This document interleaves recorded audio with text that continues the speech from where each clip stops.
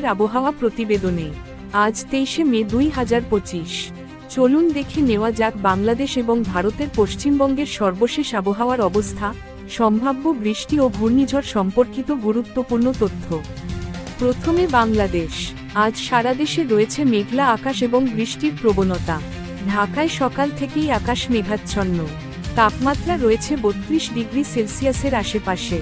বাংলাদেশ আবহাওয়া অধিদপ্তর জানিয়েছে, দেশের 8টি বিভাগেই আজ বজ্রসহ বৃষ্টি হতে পারে। বিশেষ করে চট্টগ্রাম, সিলেট ও বরিশালে কিছু এলাকায় ভারী বৃষ্টিপাতের সম্ভাবনা রয়েছে। আর্দ্রতা বেশি থাকায় গরমের অনুভূতি থাকবে চরমে। আগামী 3 দিন অর্থাৎ 24 থেকে 26শে মে এই বৃষ্টির ধারা অব্যাহত থাকতে পারে। এদিকে ভারতের পশ্চিমবঙ্গে চলছে প্রাকবর্ষার প্রস্তুতি।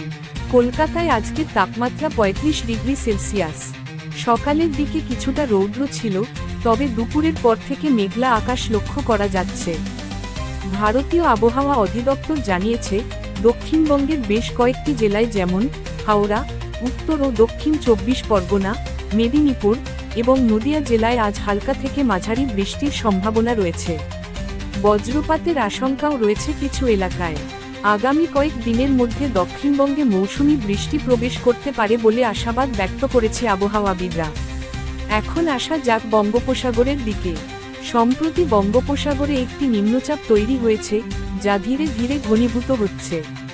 আবহাওয়াবিদদের মতে, এটি আগামী 23 থেকে 28শে মে র মধ্যে একটি ঘূর্ণিঝড়ের রূপ নিতে পারে, যার সম্ভাব্য নাম শক্তি। তবে ভারতীয় আবহাওয়া অধিদপ্তর এই মুহূর্তে এটিকে ঘূর্ণিঝড় হিসেবে ঘোষণা করেনি। তবুও উপকূলীয় এলাকায় বসবাসকারীদের প্রতি পরামর্শ থাকবে, আগাম প্রস্তুতি নিন এবং সরকারি নির্দেশনার প্রতি সতর্ক থাকুন। শেষে কিছু জরুরি পরামর্শ। আজ সারাদিন আবহাওয়া অনিশ্চিত, তাই বাইরে বের হলে ছাতা বা রেইনকোট সঙ্গে রাখুন।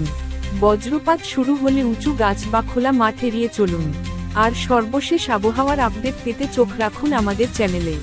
আজকের মতো এখানেই শেষ করছি। সবাই ভালো থাকুন।